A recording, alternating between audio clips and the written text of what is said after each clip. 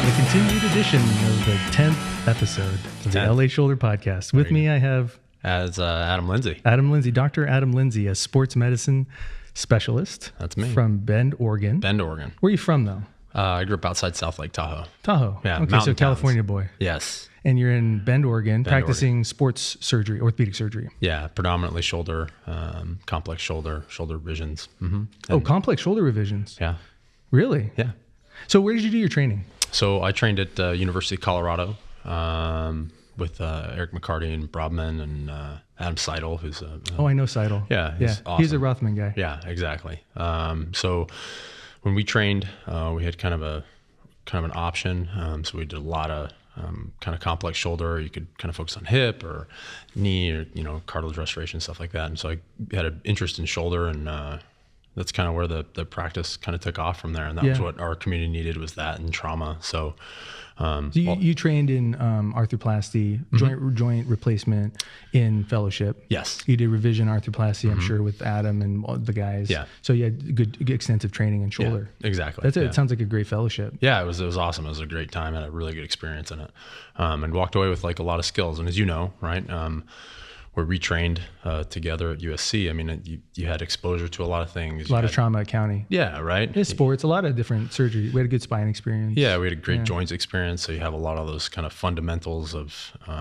keeping a clean, sterile OR, having a really methodical and thoughtful approach to your arthroplasty, and having your chief resident yell at you and make fun of you in front of everyone. A couple times, yeah. I mean, I think that. Yeah, we had a good time. Yeah, that's about right. Yeah. It was a good time. But more importantly, I think it lends itself to going to ski towns or like where I live. Definitely. Where we have a lot of rural patients, or patients from rural communities that come in, and sometimes you don't have all the tools that you need or want, and having the ability to kind of be a little creative and come up with solid ways, evidence-based ways to fix complex problems, and, and having that background from when you have big trauma experience, you have things like that's contributed a lot to the practice. How did your first revision arthroplasty go? I remember mine. Yeah, as do I. Slowly.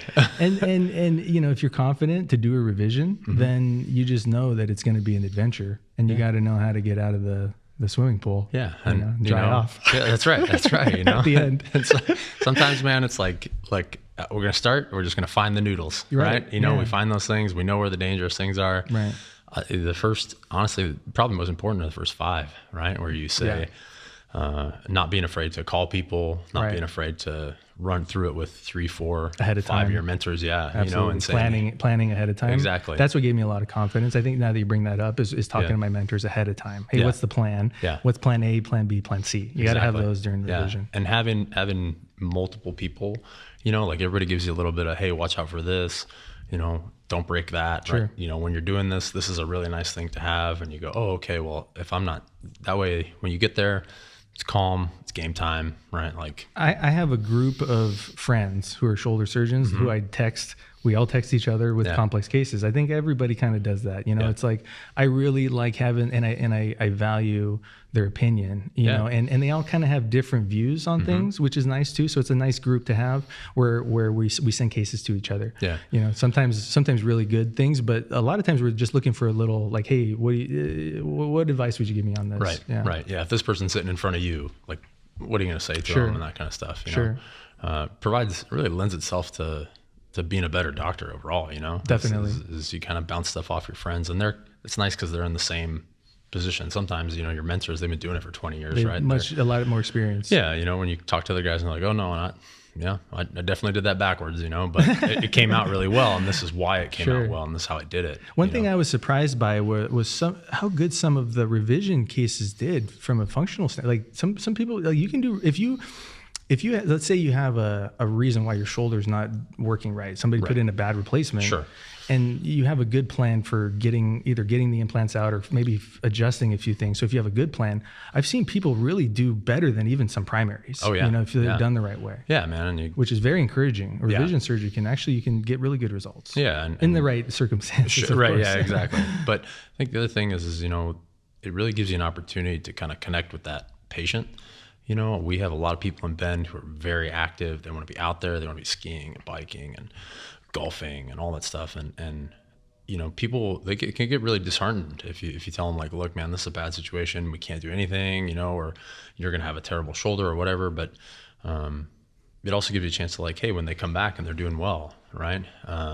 You can really say like, yeah, this is like, I'm happy for you, right? Like, it's an unexpected, pleasant surprise sometimes. Sure. And you remember how many hours you spent putting their shoulder back together. Yeah. So but that's one thing I really enjoyed about being in private practice is it does seem more individualized, where 100%. They're going out of their way to see you, and I go out of my way to make sure they're well taken care of. And they get all their questions answered, and hopefully the outcomes are good. But we're going into this kind of contract and agreement about your health. And we both have the intention of you doing really well. Yeah. And that was, we transitioned very recently from an independent private practice to transition to being partners with our hospital systems, a large hospital system in Central Oregon, a very big catchment area. Yeah. Are you pretty happy there with your setup? Your practice setup? Yeah. It's provided a lot of flexibility. You have a really nice website. Oh, thank you. I was just looking at it. Let's look at it. Yeah. It's this is your own personal website? Yeah. So this is Lindsay sportsmed.com. Well, that's Lindsay spelled with an A. Yeah. And he's getting back into the game. This is a really it's a well-structured website. Shows you kind of what you do here. So what do you like to treat the most? Like what's your practice makeup like? You treat a lot of injuries, I imagine? Yeah. So we definitely have a lot of people. I joke, we have a lot of people who do the same thing I do, right? They pick pieces of carbon fiber and they find a mountain and they start going downhill at a reasonable rate of speed. So like I said, we got a really active population. We got a really active retiree population, which is awesome. We got a lot of golfers and bikers and people who are 70 who act like they're 40 or 30, right? Do you still do anatomic replacements? I do. Yeah. I do. I think it definitely has a role in my practice. I think we got people, it's hard to say, hey, if you do have some losses in motion, which you may have, they may not like that, right? Someone who's out playing tennis or pickleball or really golf. The one that I'll tell you honestly that I didn't anticipate, people who are doing bow hunting, right? Yeah, bow hunting. You have to have a strong pole. Yeah, that drawback, right, man. And that's stuff that, we trained in LA and we didn't have many bow hunters in LA, but we... Ty Lee's a bow hunter. Is he really? Yeah. The research guy here. Yeah, I believe it. He like hides in trees for days and hunts down boars and stuff. Yeah, he's a wild man. Yeah, exactly, man. So like that's, the other thing is we have a lot of people who are out on ranches, they're doing a lot of large livestock work, man. Those people, they are working hard and they're going to put some stress on that thing. And I think the anatomics, they still definitely have a role and they work well. And ultimately, when you look at stuff and you look at the long-term data on these, man, if you do a good surgery, it's going to last a long time. Yeah, there's been a lot of conversations about that at this meeting. Right. And it comes down to doing a good surgery. Yeah. Do you what do you use for your anatomics? Like, how do you do your anatomics? Yeah. So kind of the standard approach. I'll do a biceps tenodesis. I'll tenodesis it to the pec. I learned kind of and went back and forth about putting it back in to have some augmentation to the subscapularis repair, but I think that's a good idea. Yeah, I think I just augment everybody. Yeah, I kind of have gone back and forth. I think if it's a good looking biceps, and it's a pretty robust thing, primary OA, putting it back and sewing it back in and incorporating it in and providing that kind of extra stability on the lateral side of the subscap's not bad. I do a lesser tuberosity osteotomy. Started out, I trained doing a very, very small. I do that too. Wedge. Little osteotomy. Yeah. I am a big fan of doing stemless implants. I think it's helpful. Yeah, I like stemless too. I do them stemless. Yeah. And I try to make them convertible to a reverse if I can with a stemless reverse. Exactly. Once it heals in, if it ever fails. Right. I like to try to do that. The thing I've been doing, and I'm curious to think what you think, but as they get over, kind of depend on the bone quality, obviously, but I've definitely been using a little bit more short stems, right? If I think like, hey, this is someone who's a little bit older, they're gonna be a little harder on it, or I anticipate that, having that there and thinking, okay, well, this is an easily convertible stem if I need to. We were speaking about augmentation, and one thing that's really nice about being at this meeting, at the shoulder elbow meeting, is that we have all these vendors here, and we can learn about new stuff that's been out pretty recently. Yeah. New technology. Yeah. There's this company called Atrion Orthopedics that's here, and I met with them. They have this really interesting graft type device where it's a matrix. Yeah. And you can use this type of stuff to basically use it like a lattice for tissue repair, like a tendon repair. And they actually recommend putting it down, see that directly down on the bone. Yeah. And what they're saying is they've done these micro electron microscopy studies where they're actually seeing ingrowth of fibrocartilage. It's in a sheep model, but they're saying that this type of lattice structure can be really spongy for basically stem cell ingrowth. Yeah, and use it at the enthesis. Use it at the enthesis, you know, as kind of like this structural matrix for 100%. Healing. Yeah. I think stuff like this is really interesting. We don't know, should it be below, should it be above, but maybe both, right? You know, and I think there's maybe literature to go both ways on that. I tend to be a mechanical stability person, where if you don't have that, it's not going to heal. You need mechanical stability. So once we can get mechanical stability, if we can then also augment with biology, 100%. You know, and do you use BMAC in your practice? I do. We try and have an upfront conversation about cost if that becomes an issue, but absolutely, man. Like, but efficacy seems to be really does good. I mean, and we're seeing more and more evidence, and you know, like the body's most of the time, right, is one of the best things to heal. We're harnessing the body's natural healing potential. It's right here. It's all right here. But what happens, and I learned this from Dan Gould on the podcast. What happens is your bone marrow has stem cells in it. They're mesenchymal cells, and they're waiting to go heal stuff. And they just kind of get shot off into your body and your bloodstream. And when you get a nick and a cut, you might have one stem cell that's doing a lot of work. But when you have a bunch of them in one area, now you're concentrating that in an area where it needs a lot of healing. Right. Instead of waiting over time, now we're kind of hyper charging that. And it's healing. I mean, it's an area where, you know, failure is not really an option for it, you know. It's got to heal, because if it fails, the results are not nearly as good.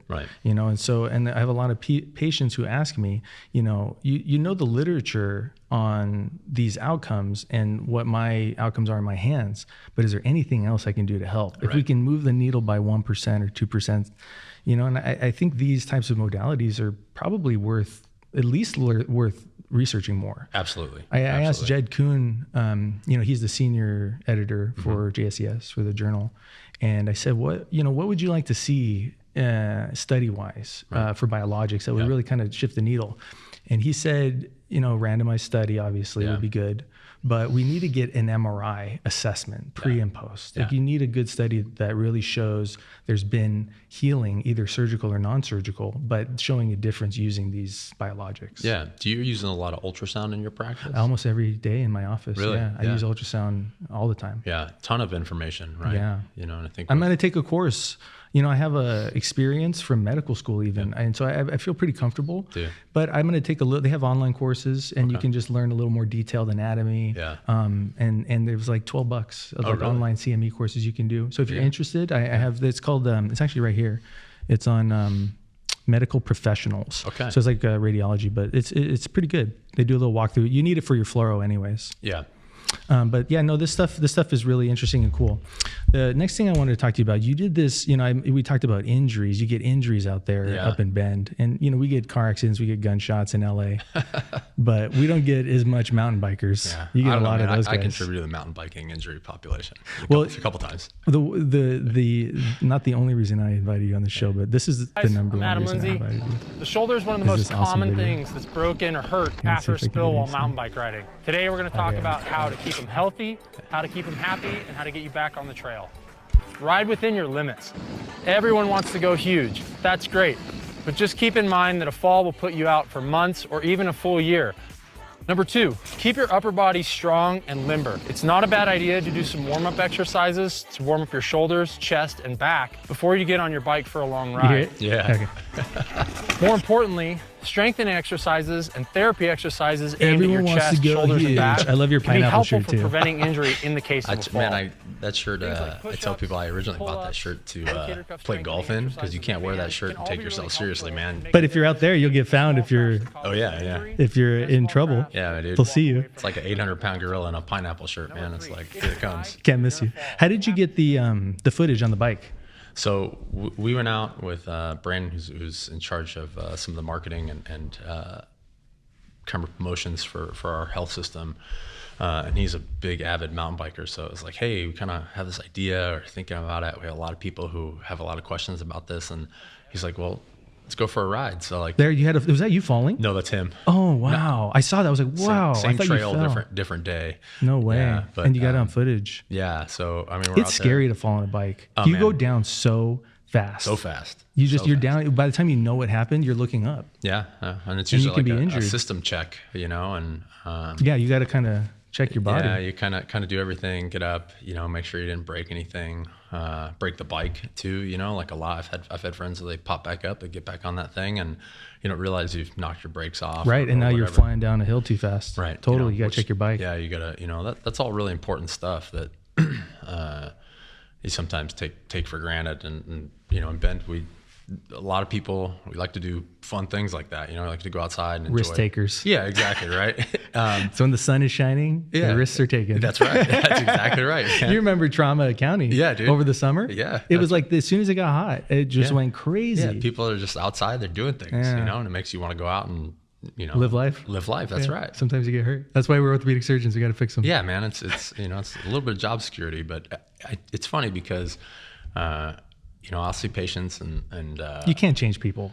No. You're going to go out there, you're going to get hurt. I'm just going to try to help you and try to prevent it. Yeah. Go do some rotator cuff exercises. Yeah. So next time you're stronger and then you can hold yourself against the wall so you don't fall down. Yeah. Right? That's really where it comes from, is just being, you know, having a stronger grip, just being more active and paying attention to your body. Yeah. That really prevents injuries. The proprioception thing, man, is huge. Proprioception. Right? You know, and knowing, hey, if I fall, like, and it's going to happen, hey, this is a good way. I can protect myself, or I'm used to how do I roll out of this or whatever. Totally. Right. And jiu-jitsu, I'd imagine. I was just going to talk about jiu-jitsu because my proprioception, literally, it's like it's a sixth sense that you have. Yeah. And you can actually develop that sense where you can close your eyes and you can literally see where you are in space and kind of where your limbs are. 100%. And your legs are. And that makes you, like, look at gymnasts, you know, they can move their bodies in ways where they're flipping up and down and they're protected because they have muscular support if they know how to work their bodies the right way. Yeah. And that's what you see between the